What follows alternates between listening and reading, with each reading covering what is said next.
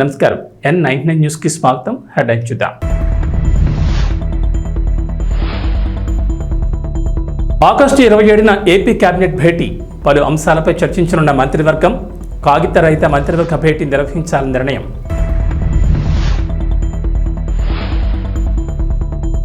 Aadhaar card లేని వారికి good news. Aadhaar ప్రత్యేక క్యాంపుల నిర్వహణ. ఆగస్టు 20 నుంచి 24 వరకు ప్రత్యేక క్యాంపులు.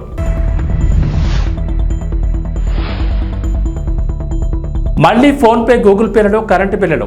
డిస్కమ్లు బీపీపీఎల్లో చేరిపోవడంతో అవకాశం. ప్రతి పేమెంట్పై డిస్కమ్లపై ₹2 భారం.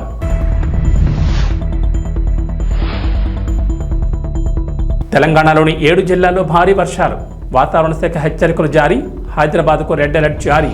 ఆగస్టు 27వ తేదీన ఏపీ కేబినెట్ భేటీ జరగనున్నట్లు తెలుస్తోంది. సచివాలయంలో సీఎం చంద్రబాబు అధ్యక్షతన ఆంధ్రప్రదేశ్ మంత్రివర్గం సమావేశం కానున్నట్లు సమాచారం. ఈ సమావేశంలో ప్రభుత్వం పలు కీలక ప్రతిపాదనలపై చర్చించే అవకాశం ఉంది. అలాగే ఏపీ కేబినెట్ భేటీ కోసం సీఎం నారా చంద్రబాబు నాయుడు మరో కీలక నిర్ణయం తీసుకున్నారు. ఇకపై పేపర్లెస్ కేబినెట్ మీటింగ్ జరపాలని నిర్ణయించారు. ఈ క్రమంలోనే ఆగస్టు 27వ తేదీ కూడా కాగిత రహిత కేబినెట్ భేటీ నిర్వహించనున్నారు. పేపర్లకు బదులుగా మంత్రులకు ట్యాబ్లు, ఐప్యాడ్లు ఇవ్వనున్నారు. అయితే 2017లోనూ చంద్రబాబు ఎలాంటి నిర్ణయం తీసుకున్నారు. కేబినెట్ సమావేశాలను పేపర్లెస్గా నిర్వహించే ప్రక్రియకు శ్రీకారం చుట్టారు. ఇప్పుడు ఏపీ ముఖ్యమంత్రిగా మరోసారి బాధ్యతలు స్వీకరించిన చంద్రబాబు నాయుడు అదే పద్ధతి ఫాలో కావాలని నిర్ణయం తీసుకున్నారు. దీని గురించి గత మంత్రివర్గ సమావేశంలోని మంత్రులకు తెలియజేశారు. ఎలక్ట్రానిక్ పద్ధతిలో కేబినెట్ మీటింగ్ జరుగుతుందని, మంత్రులకు ట్యాబ్లు ఇస్తామని చెప్పారు. ఆ ప్రకారమే త్వరలో జరిగే మంత్రివర్గ సమావేశాన్ని కాగితరహితంగా నిర్వహించనున్నారు. మరోవైపు మంత్రివర్గ సమావేశంలో చర్చించే ఎజెండా ప్రకారం ప్రతి కేబినెట్ భేటీకి 40 సెట్ల నోట్స్ ముద్రిస్తున్నారు. దీనివల్ల ప్రింటింగ్ ఖర్చులు అధికమవుతున్నట్టు చంద్రబాబు భావిస్తున్నారు. మంత్రులకు ఐప్యాడ్లు అందించి నోట్స్ మొత్తం సాఫ్ట్ కాపీల రూపంలో అందజేస్తే ప్రింటింగ్ ఖర్చులు ఆదా అవుతాయనే ఆలోచనతో పాటుగా మంత్రివర్గంలో చర్చించే అంశాలు లీక్ కావనే ఆలోచనతోనే ఈ నిర్ణయం తీసుకున్నట్లు తెలుస్తోంది. మన దేశంలో ప్రస్తుతం ఏ పని జరగాలన్నా కూడా ఆధార్ కార్డు అనేది తప్పనిసరిగా మారిపోయింది. ప్రభుత్వానికి చేసుకునే దరఖాస్తుల దగ్గర నుంచి సంక్షేమ పథకాల వరకు ప్రతి అంశానికి ఆధార్ కార్డు కావాల్సి ఉంటుంది. ట్రైన్ రిజర్వేషన్ దగ్గర నుంచి తిరుమల శ్రీవారి దర్శనం వరకు అన్నింటికీ ఆధారే ఆధారం. ఈ నేపథ్యంలో భారతీయ పౌరులందరికీ ఆధార్ కార్డులు ఉండేలా ప్రభుత్వాలు చర్యలు తీసుకుంటున్నాయి. ఇందుకోసం ప్రత్యేకంగా క్యాంపులు కూడా నిర్వహిస్తున్నాయి. అలాగే ప్రభుత్వాలు అందించే సంక్షేమ పథకాలకు ఆధార్ కార్డులను ప్రామాణికంగా తీసుకుంటున్నారు. ఇక లబ్ధిదారుల ఎంపికలో ఆధార్ కార్డులు చాలా కీలకంగా ఉన్నాయి. ఆధార్ కార్డుల్లో తప్పుల కారణంగా లబ్ధిదారులు ఇబ్బందులు పడుతున్న ఘటనలు కూడా అక్కడక్కడ చూస్తున్నాం. ఈ పరిస్థితులను దృష్టిలో పెట్టుకుని ఏపీ ప్రభుత్వం కీలక నిర్ణయం తీసుకుంది. విద్యుత్ వినియోగదారులకు గుడ్ న్యూస్. మునుపట్లాగే మొబైల్లో ఫోన్పే, గూగుల్ పే, పేటీఎం లాంటి యాప్ల ద్వారా కరెంటు బిల్లులు కట్టేందుకు మార్గం సుగమైంది. రిజర్వ్ బ్యాంక్ ఆఫ్ ఇండియా మార్గదర్శకాల ఫలితంగా జూలై 1 నుంచి కరెంటు బిల్లుల చెల్లింపులు థర్డ్ పార్టీ యాప్లను నిషేధించిన విషయం తెలిసిందే. అయితే విద్యుత్ బిల్లుల చెల్లింపులను సరళీకృతం చేసేందుకు తెలంగాణలోని టీజీఎస్పీ డీసీఎల్, టీజీఎన్పీ డీసీఎల్, ఆంధ్రప్రదేశ్లోని ఏపీసీపీడీసీఎల్లో భారత్ బిల్ పేమెంట్ సిస్టంలు చేరిపోయాయి. డిస్కమ్లు బీబీపీఎస్లోకి రావడంతో ఇకపై బ్యాంకులు, ఫిన్టెక్ యాప్లు, వెబ్సైట్లతో పాటు బీబీపీఎస్ ఆధారిత ప్లాట్ఫామ్ల ద్వారా కూడా కరెంటు బిల్లులను సురక్షితంగా చెల్లించవచ్చని అధికారులు ప్రకటించారు. విద్యుత్ సంస్థలు బీబీపీఎస్లోకి చేరుతుండటంతో యూపీఐ చెల్లింపులకు మార్గం సుగమవుతోంది. హైదరాబాద్ కేంద్రంగా ఉన్న టీజీఎస్పీ డీసీఎల్ ఇప్పటికే ఫోన్పే ద్వారా చెల్లింపులను స్వీకరిస్తోంది. మిగతా సంస్థల్లోనూ చర్చిస్తున్నామని, గూగుల్ పే, అమెజాన్ పే ద్వారా కూడా రాబోయే రోజుల్లో చెల్లించవచ్చని ఓ అధికారి తెలిపారు. కాంగ్రెస్, బీజేపీల మధ్య విమర్శలు ఆ రెండు పార్టీలకు బీఆర్ఎస్ ప్రధాన అస్త్రంగా కనిపిస్తోంది. బీజేపీలో బీఆర్ఎస్ విలీనమంటూ కాంగ్రెస్ పార్టీ నేతలు విమర్శలు చేస్తుండగా కాంగ్రెస్లోనే బీఆర్ఎస్ విలీనమవుతుందంటూ బీజేపీ నేతలు ఎదురుదల చేస్తున్నారు. తెలంగాణ అసెంబ్లీ ఎన్నికల కంటే ముందు నుంచే బీఆర్ఎస్ బీజేపీలో విలీనమవుతుందని మొదట కాంగ్రెస్ నేతలు ఆరోపించగా, తెలంగాణ ఎన్నికల్లో కాంగ్రెస్ ఎన్నికల్లో గెలిచి అధికారంలోకి వచ్చిన తర్వాత కాంగ్రెస్లో బీఆర్ఎస్ విలీనమంటూ రెండు పార్టీల నేతలు ప్రచారం చేస్తున్నారు. ఈ క్రమంలోనే తాజాగా కేంద్ర మంత్రి బండి సంజయ్ సంచలన వ్యాఖ్యలు చేశారు. త్వరలోనే కాంగ్రెస్ పార్టీలో బీఆర్ఎస్ విలీనమవుతుందని బీజేపీ సీనియర్ నేత కేంద్ర మంత్రి బండి సంజయ్ వ్యాఖ్యానించారు. కాంగ్రెస్ పార్టీలో కేసీఆర్కు ఏఐసీసీకి పంపిస్తారని, తెలంగాణ పీసీసీ అధ్యక్షుడిగా కేటీఆర్ నియమిస్తారని, ఇక కల్వకుంట్ల కవితకు రాజ్యసభ సీటు ఖాయం చేస్తారని బండి సంజయ్ తెలిపారు. తాజాగా మీడియాతో మాట్లాడిన బండి సంజయ్ కాంగ్రెస్ పార్టీ, బీఆర్ఎస్ పార్టీలపై విమర్శలు గుప్పించారు. పొత్తు పెట్టుకుని పదవులు పంచుకున్న చరిత్ర కాంగ్రెస్ పార్టీది, బీఆర్ఎస్లదని పేర్కొన్నారు. ఇక ఢిల్లీ లిక్కర్ పాలసీ కేసులో అరెస్ట్ అయి ఢిల్లీలోని తిహార్ జైల్లో కస్టడీలో ఉన్న కల్వకుంట్ల కవిత బెయిల్కు బీజేపీకి ఏం సంబంధం ఉందని బండి సంజయ్ ప్రశ్నించారు. సెలవులు రావడంతో ఉభయ తెలుగు రాష్ట్రాల్లో ప్రయాణాలు పెరిగాయి. హైదరాబాద్లో ఉద్యోగం చేస్తున్న వారు 5 రోజుల సెలవులు రావడంతో సొంత ఊళ్ళకు బయలుదేరుతున్నారు. అయితే బస్సుల్లో ఛార్జీల మోత, రైళ్లలో టికెట్ల రద్దీతో ఇబ్బందులు పడుతున్నారు. ఈ నేపథ్యంలోనే దక్షిణ మధ్య రైల్వే ప్రయాణికులకు గుడ్ న్యూస్ చెప్పింది. వీకెండ్లో ప్రయాణికుల రద్దీని దృష్టిలో పెట్టుకుని ప్రత్యేక రైలు నడుపుతోంది. ఈ విషయాన్ని సౌత్ సెంట్రల్ రైల్వే ఓ ప్రకటనలో తెలిపింది. సికింద్రాబాద్, నర్సాపూర్, కాకినాడ, సికింద్రాబాద్, కాచిగూడ, తిరుపతి రూట్లలో ఈ రైలు నడుస్తాయని దక్షిణ మధ్య రైల్వే వెల్లడించింది. స్వయంభూ శ్రీ కాణిపాక వరసిద్ధి వినాయక స్వామిని ఆంధ్రప్రదేశ్ శాసనసభ స్పీకర్ అయ్యన్న పాత్రుడు దర్శించుకున్నారు. శుక్రవారం సాయంత్రం శ్రీ వినాయక స్వామివారి దర్శనార్థం ఆంధ్రప్రదేశ్ శాసనసభ స్పీకర్ కుటుంబ సమేతంగా విచ్చేగా పోతలపట్టు ఎమ్మెల్యే డాక్టర్ కలికిరి మురళీమోహన్, కాణిపాక ఆలయ ఈవో కె వాణి స్వాగతం పలికారు. శాసనసభ స్పీకర్ని మేళతాళాలతో పూజా సామగ్రిని తీసుకెళ్లి వినాయక స్వామివారికి ప్రత్యేక పూజలు నిర్వహించి దర్శించుకున్నారు. అనంతరం ఆశీర్వాద మండపంలో శాసనసభ స్పీకర్కు పోతలపట్టు ఎమ్మెల్యే, ఆలయ ఈవో, వేద పండితులచే శ్రీ వినాయక స్వామివారి చిత్రపటాన్ని, శేష వస్త్రాలు, ఆశీర్వాదం అందించి శ్రీ వినాయక స్వామివారి తీర్థప్రసాదాలు అందించారు. ఈ కార్యక్రమంలో DRO Pullaiah, RDO Chinnaiah, DSP Sudhakar Reddy, tahsildar Mahesh, ఆలయ AEO Vidyasagar Reddy, superintendent Kodandapani, inspector Ravi తదితరులు పాల్గొన్నారు. నేను స్పీకర్గా ప్రమాణ స్వీకారం చేసిన తర్వాత మొట్టమొదటిసారిగా తిరుపతి వెంకన్న స్వామి దర్శనం కోసం రావడం జరిగింది. తర్వాత అమ్మవారి పద్మావతి అమ్మవారిని కూడా దర్శనం చేసుకొని మరి మన ఇక్కడ టెంపుల్కి రావాలని చెప్పి ఆలోచించి రోజు వచ్చాం. నాకు ఈ టెంపుల్ చాలాసార్లు వచ్చాను ఇంతకుముందు. స్పీకర్గా మొట్టమొదటి మళ్ళీ ఫస్ట్ టైం రావడం జరిగింది. స్వామి ఆశీర్వాదం తీసుకున్నాను. స్వామివారిని నేను కోరింది ఏంటంటే, గత 5 సంవత్సరాల్లో కొంతమంది దోపిడీదారులు అన్నవండి ఏమని అనుకోండి, రాష్ట్రాన్ని సర్వనాశనం జరిగిన సంగతి మనకు తెలుసు. విచ్చలవిడి దోపిడీ జరిగింది.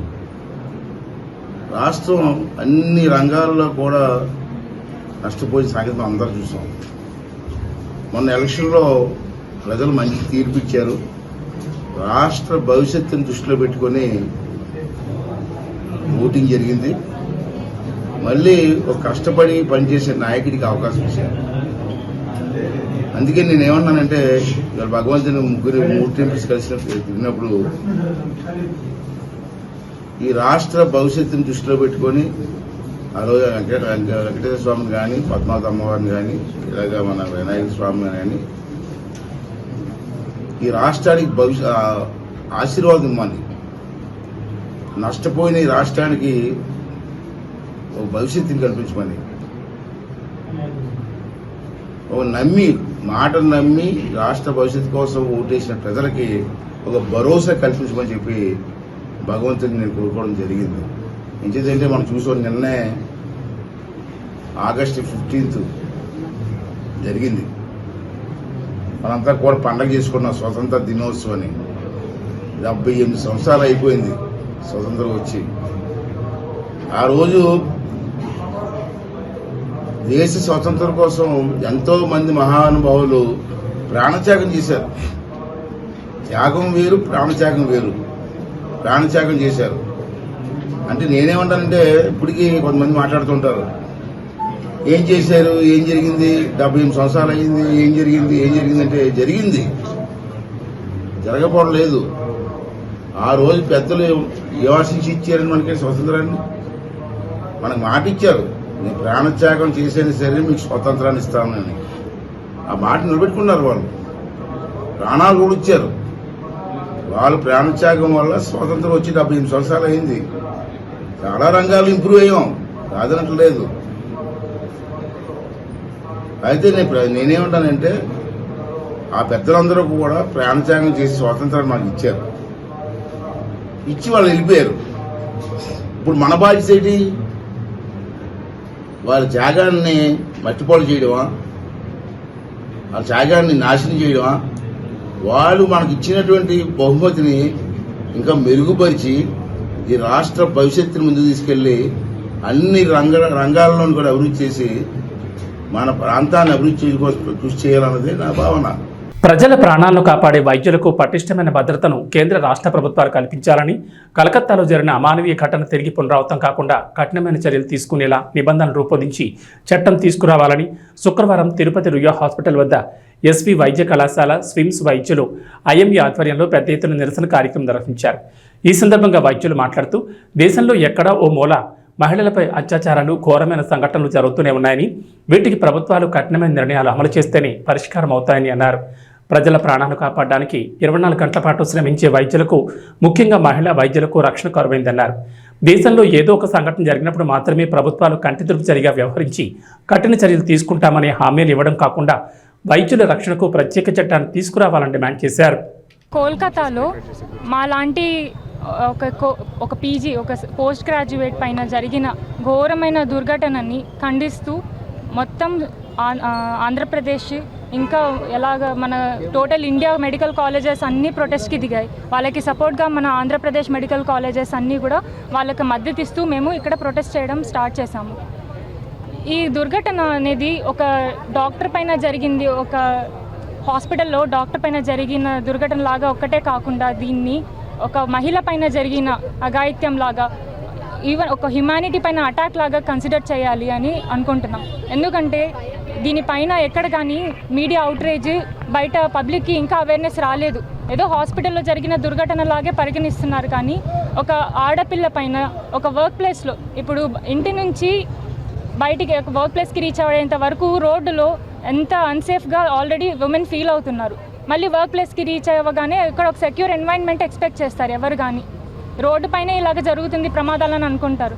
కానీ మనం సెక్యూర్గా ఫీల్ అయ్యే ఒక వర్క్ ప్లేస్లోనే ఇలాంటి దుర్ఘటన జరిగింది అంటే సేఫ్టీ కన్సర్న్స్ అనేది ఇష్యూస్ గురించి మనం ఆలోచించాల్సి ఉంది. ఇలాగ ఎందుకు జరుగుతున్నాయి అంటే కనీస వసతులు లేనందువల్ల, హాస్పిటల్లో సెక్యూరిటీ లేనందువల్ల ఇలాంటి ఇష్యూస్ రైజ్ అవుతున్నాయి. ఇదొకటి విషయం ఎందుకు జరుగుతున్నాయి వర్క్ ప్లేస్ ఎన్వైరన్మెంట్లో అని. ఇంకొకటి ఏమంటే ఈ రేప్ అండ్ మర్డర్ అనే ఇలాంటి థింగ్స్, ఇలాంటి టర్మ్స్ అనేది ఎంత కామన్ అయిపోయింది అంటే పీపుల్ అంతా అసలు డీసెన్సిటైజ్ అయిపోయి ఉన్నారు. దీనికి కొంచెం కూడా చలనం లేకుండా అయిపోతుంది. ఇట్స్ జస్ట్ అనదర్ న్యూస్ లాగా అయిపోయింది. రోజు న్యూస్లో చదువుతున్నాం, ఒక చోట రేప్ జరిగింది, ఒక మర్డర్ జరిగింది అంటే అదొక కామన్ విషయం అయిపోయింది. నిర్భయ ఇన్సిడెంట్ జరిగితే అప్పుడు అలాంటప్పుడు ఎంత అవుట్రేజ్ ఉన్నింది, మొత్తం పీపుల్ ఎలా రెస్పాండ్ అయి ఉన్నారు సొసైటీగా. ఇప్పుడు ఇన్ని సంవత్సరాల తర్వాత మళ్ళీ అలాంటి ఒక ఘోరమైన ఇన్సిడెంట్ జరిగినప్పుడు ఎందుకు పబ్లిక్ కానీ ఎక్కడ కానీ అంత అవుట్రేజ్ లేదు అంటే మనం అంత ఇన్సెన్సిటివ్ అయిపోయినామా, ఈ కండిషన్స్కి అలవాటు అయిపోయినామా. కాబట్టి ఫస్ట్ మనం ప్రభుత్వం నుంచి, సెంట్రల్ గవర్నమెంట్ నుంచి, స్టేట్ గవర్నమెంట్ నుంచి మాకు కొన్ని డిమాండ్స్ ఉన్నాయి.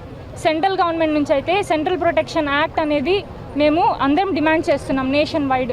ఇంకా మన స్టేట్ గవర్నమెంట్, మన స్టేట్ ఇక్కడ ప్రభుత్వం నుంచి మా డిమాండ్స్, అందరు మెడికల్ కాలేజెస్ నుంచి మా డిమాండ్ వచ్చి ఒక స్పెషల్ ప్రొటెక్షన్ ఫోర్స్ అనేది. స్పెషల్ ప్రొటెక్షన్ ఫోర్స్ అంటే ఇప్పుడు మనకి డాక్టర్లకు కానీ, ఇక్కడ వర్క్ చేసే నర్సులకు కానీ, టెక్నీషియన్ల వాళ్ళకి కానీ కనీస భద్రత అనేది లేదు. ఎప్పుడు కానీ కాన్స్టెంట్గా పేషెంట్స్కి కానీ ప్రజలకి అందుబాటులో ఉండేది, వాళ్ళతో ఇంటరాక్ట్ అయ్యేది ఎప్పుడు కానీ 24 hours రౌండ్ ద క్లాక్ ఉండే వ్యవస్థ ఇక్కడ హెల్త్ కేర్ ప్రొఫెషన్ ఒక్కటే. హెల్త్ కేర్ ప్రొఫెషన్లో వర్క్ చేసే ఆ ప్రొఫెషనల్స్ అందరూ కూడా కాన్స్టెంట్ థ్రెట్లో ఉంటారు. ఎవరైనా బంధువులు కొంచెం అజిటేట్ అయినా కానీ, ఎవరైనా ఇబ్బంది కలిగిస్తున్నా కానీ వాళ్ళ ఇమోషన్స్కి ఫేస్ చేసేది అంతా కూడా మన డాక్టర్స్, మన సిస్టర్లు, ఇక్కడ పనిచేసే ప్రభుత్వ ఆసుపత్రుల్లో పనిచేసే టెక్నీషియన్స్ వాళ్ళు మాత్రమే. కాబట్టి వాళ్ళ ఇమోషన్స్లో తప్పు లేదు. కానీ వాళ్ళ ఒకవేళ ఏమన్నా కండిషన్స్ కొంచెం ఇబ్బందికరంగా అయిపోయింది, ఎక్కడ మనకి ఏమంటారు భద్రత లేకుండా పనిచేస్తున్నామన్న డాక్టర్స్కి భద్రత కల్పించాలి. ఇక్కడ హెల్త్ కేర్ ప్రొఫెషనల్స్ అందరికీ కూడా భద్రత, కనీస వస్తువులు కావాలని స్పెషల్ ప్రొటెక్షన్ ఫోర్స్ అనేది డిమాండ్ చేస్తున్నాం. దాంతోపాటు అలాగా దోషుల్ని పట్టుకోవడానికి కూడా ఫస్ట్ ఆఫ్ ఆల్ వాళ్ళని పట్టుకోవడానికి కరెక్ట్గా సెక్యూరిటీ కెమెరాస్ అవన్నీ కూడా కావాలి అన్ని మెడికల్ కాలేజెస్లో. ప్లస్ కనీస వస్తువులు అంటే సీసీటీవీ కెమెరాస్, స్ట్రీట్ లైట్స్, డ్యూటీలు 24 గంటలు, 34 గంటలు, 48 hours. ఇప్పుడు డబుల్ డ్యూటీ అని ఉంటుంది, 48 hours. దాని పక్కన రోజు, ఇంకో రోజు కూడా డ్యూటీ కంటిన్యూ చేస్తాం. 60 గంటల్లో కూడా డ్యూటీ చేస్తారు. అలాంటి డ్యూటీస్ చేస్తున్నప్పుడు కనీస వస్తువులు ఇక్కడే ఉండిపోతారు. డ్యూటీ అంటే రెసిడెంట్స్ అంటే డాక్టర్స్ కానీ, ఈజీస్, ఇంటర్న్స్ అందరూ హాస్పిటల్లోనే ఉంటారు. వాళ్ళకి కనీస వసతులు లేకుండా కనీసం వాష్రూమ్స్కి, బాత్రూమ్స్ కూడా ఉండవు. ఇదంతా హైజీనిక్ కన్సర్న్స్, వాళ్ళ హెల్త్ ఇష్యూ కూడా ఉంటుంది ఇలా కన్సిడర్ చేస్తే. కాబట్టి ఈ కనీస వస్తువులు మన స్టేట్ గవర్నమెంట్ నుంచి మేము ఎక్స్పెక్ట్ చేస్తున్నాం. ఓకే. దీన్ని నిరసిస్తూ జూనియర్ డాక్టర్సు, పోస్ట్ గ్రాడ్యుయేట్స్ అందరూ కలిసి సమన్వయంగా ఒక ఉద్యమం చేపట్టారు. దానికి గవర్నమెంట్ డాక్టర్స్ అసోసియేషన్ పూర్తి సహకారం అందిస్తోంది. అట్ ది సేమ్ టైం ప్రజలకు ఎలాంటి అసౌకర్యం కలిగించకుండా గవర్నమెంట్ డాక్టర్స్ మొత్తం హాస్పిటల్ విధులన్నిటి కూడా నిర్వర్తిస్తున్నాము. పేద ప్రజలకు ఎలాంటి అసౌకర్యం కలిగించకూడదనే ఉద్దేశంతో చేస్తున్నాం, అంతేగాని వీళ్ళకు మద్దతు ప్రకటించడం కాదు. వీళ్ళు న్యాయమైన కోరికకు మా గవర్నమెంట్ డాక్టర్ అసోసియేషన్ సంపూర్ణ మద్దతు కలిగిస్తుంది. ఒక సెక్యూర్డ్ హైజీనిక్ కండిషన్లో ఒక పోస్ట్ గ్రాడ్యుయేట్ పనిచేయాలి ఆ ఉద్దేశంతో. సో ఆ విధంగా అయినప్పుడు సెక్యూరిటీ ల్యాబ్స్ ఎప్పుడు జరుగుతుందో ఇలాంటి కలకత్తా ఘటనలు చాలా పునరావృతం అవుతాయి. ఇలాంటి పునరావృతం కాకూడదని చెప్పేసి గవర్నమెంట్ డాక్టర్ అసోసియేషన్ తరఫున గవర్నమెంట్ కూడా మేము రిక్వెస్ట్ చేస్తున్నాము. సో సరైన సెక్యూరిటీ, హైజీనిక్ కండిషన్, అంటే వాళ్ళ డ్యూటీ రూమ్స్ అన్నీ కూడా హైజీనిక్గా ఉండేట్టుగా, బాత్రూమ్స్ అవన్నీ కూడా బాగా హైజీనిక్గా ఉండేటట్టుగా కల్పించాలని ప్రభుత్వానికి ఈ సభా వేదికగా మేము చేస్తున్నాము. అలాగే ఈ స్ట్రైక్ వాళ్ళ చేసే స్టూడెంట్స్కు గవర్నమెంట్ డాక్టర్ అసోసియేషన్కు సమన్వయ కమిటీ ఒకటి ఏర్పాటు చేశారు. దాంట్లో 3 డాక్టర్స్ కలిసి ఉన్నాము. సో మన వైద్య విద్యార్థులు వాళ్ళు చెప్పిన వాళ్ళ కోరికలు, వాళ్ళ డిమాండ్స్ అన్నింటిని కూడా హైయర్ అథారిటీకి తీసుకునే విధానికి ఈ సమన్వయ కమిటీ ఉపయోగపడుతుంది. So thank you. బంగ్లాదేశ్లో హిందువులపై జరుగుతున్న దాడిని ఖండిస్తూ శాంతియుత నిరసన ర్యాలీకి రాధా మనోహర్ దాస్ స్వామి ముఖ్య అతిథిగా పాల్గొన్నారు. గత కొద్ది రోజులుగా బంగ్లాదేశ్లో హిందువులపై జరుగుతున్న మారణ హోమాన్ని ఖండిస్తూ తక్షణమే హిందువులను కాపాడాలంటూ హిందూ స్త్రీల మాన ప్రాణాలను రక్షించాలని తిరుపతి తుడా మైదానం నుంచి గాంధీ రోడ్ పంచముఖ ఆంజనేయ స్వామి ఆలయం వరకు నిర్వహించిన శాంతియుత నిరసన ర్యాలీలో రాధా మనోహర్ దాస్ స్వామి, హిందూ ఉపాధ్యాయ సమితి అధ్యక్షులు డేకల మహేష్, బచ్చు ప్రకాష్, అభయ్ హిందూ సేన సభ్యులు, ప్రజలు స్వచ్ఛందంగా పాల్గొన్నారని సనాతన ధర్మ పరిరక్షణ సమితి అధ్యక్షులు చీనేపల్లి కిరణ్ కుమార్ తెలిపారు. ప్రపంచంలోని హిందువులందరూ ఏకమవ్వాల్సిన సమయం వచ్చిందని, లేదంటే హిందువులు అనేవాళ్లు ఉండేవాళ్లని, చరిత్రలో కలిసిపోతామని రాధా మనోహర్ దాస్ స్వామి అన్నారు. బంగ్లాదేశ్ హిందువుల రక్షణకై మొదటగా కలమెత్తిన నాయకుడు పవన్ కళ్యాణ్ అని కిరణ్ కుమార్ అన్నారు. ఈ కార్యక్రమంలో రాధా మనోహర్ దాస్ స్వామి, హిందూ ఉపాధ్యాయ సమితి అధ్యక్షులు డేకల మహేష్, బచ్చు ప్రకాష్, అభయ్ హిందూ సేన సభ్యులు, ప్రజలు స్వచ్ఛందంగా పాల్గొన్నారని సనాతన ధర్మ పరిరక్షణ సమితి అధ్యక్షులు చీనేపల్లి కిరణ్ కుమార్ పాల్గొన్నారు. ప్రియ హిందూ బంధువులారా, మనం తిరుపతిలో ఈరోజు బంగ్లాదేశ్లో జరుగుతున్నటువంటి ఆటవిక, ఘోర, నికృష్ట, అమానవీయ, అక్కడ జరిగేటువంటి కసాయి మోకల దాడులకు బలవుతున్నటువంటి హిందువులకి సంఘీభావంగా ఈ ఘోరాలు ఇకపైన ఆగాలి, ఈ కసాయి మతం ప్రపంచం నుంచి తొలగబడాలి. ఎందుకంటే మన మహేష్ డ్యాగల్ గారు పుస్తకం రాశారు, 8 కోట్ల హిందువుల నరసంహారం అని.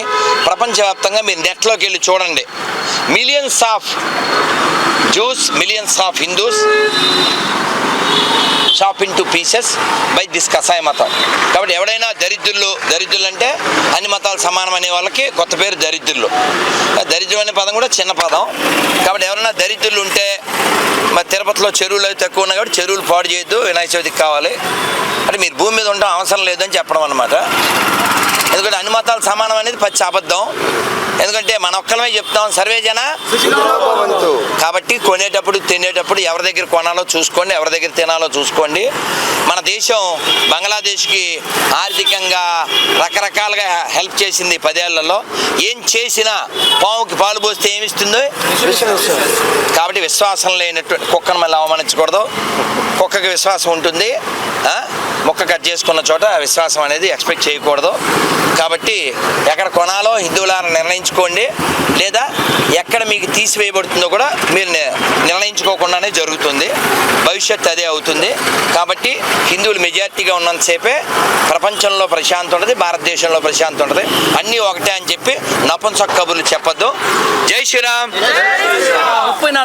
అలాగే పాకిస్తాన్లో కూడా 40% పైన ఉండేవారు, కానీ వాళ్ళంతా ఏమైపోయారు, 7%కి వచ్చేసారు. వీళ్ళంతా ఎందుకు అలా వచ్చేసారు? ఎందువల్లంటే మన తగు జాగ్రత్తలు తీసుకోక, ఎక్కడైతే ఆ జిహాదీ మోక, ఆ రాక్షస మోక పెరుగుతుందో అక్కడ మానవ ప్రాణాలకు విలువ ఉండదు. మొన్నొక వీడియో మీరు చూసుంటారు, ఆడపిల్లని, హిందూ అమ్మాయిని, నానా ప్లీజ్ వాయిస్ హర్ష గారు ప్లీజ్, ఆడపిల్లని, హిందూ అమ్మాయిని ఆ పిశాచి మతం ఆడపిల్లలో బట్టలు తీస్తే ఈ పిశాచి రాక్షస మోక ఎలా నాశనం చేసిందో వీడియో తీసి మరి. కాబట్టి వాళ్ళ దాంట్లో ఎడారి మతాల్లో స్త్రీకి విలువ లేదు, ఒక్క మంచి స్త్రీని వాళ్ళు చూపించలేరు. ఎందుకంటే వాళ్ళకి ఓన్లీ కాన్సెప్టు వాడుకోవడమే తప్ప. కాబట్టి అన్ని మతాలు సమానమనే దరిద్రులారా, నీచులారా, నికృష్టులారా, వాళ్ళ మతాల్లో కూడా మంచి అమ్మని చూపించండి. ఈరోజు వరలక్ష్మి వ్రతం, మనం తల్లిని చూపించగలం. మట్టిలో అమ్మని చూస్తాం, భూమాత అంటాం. నీళ్ళల్లో గంగమ్మని చూస్తాం, డబ్బులో లక్ష్మీదేవిని చూస్తాం, పుస్తకంలో సరస్వతి దేవిని చూస్తాం, అన్నంలో అన్నపూర్ణను చూస్తాం. ఇది మన సంస్కృతి. అన్ని మతాలు సమానం అంటే నేను కొత్త చెప్పులు కొనుక్కున్నాను. ఇందు మూలంగా అందరికి తెలియజేయబడుతుంది. జై శ్రీరామ్, జై శ్రీరామ్. చియాన్ విక్రమ్ తంగలాన్ టోనీ ప్రకటించిన సంగతి తెలిసిందే. శుక్రవారం జరిగిన థ్యాంక్స్ మీట్ లో విక్రమ్ స్టేజ్ మీద ఈ అనౌన్స్మెంట్ చేశాడు. తంగలాన్ అందరూ బాగా ఆదరిస్తున్నారు కాబట్టి పార్ట్ 2 కూడా ప్లాన్ చేశాం.